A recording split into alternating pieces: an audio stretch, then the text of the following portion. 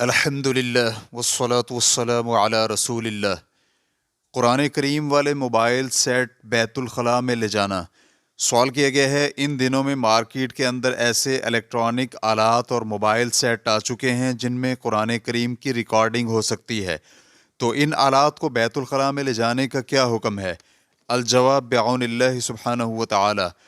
ان mobile سیٹوں اور آلات کو بیت الخلاء میں لے جانا حرام نہیں، کیونکہ یہ مصحف اور قرآن کریم کے احکام میں نہیں آتے، اگرچہ ان میں قرآن کریم بآواز ہی ریکارڈ کیوں نہ ہو، اس لیے کہ وہ آواز مخفی اور چھپی ہوئی ہے جو کہ ظاہر نہیں، اور نہ ہی اس کی کتابت ظاہر ہے۔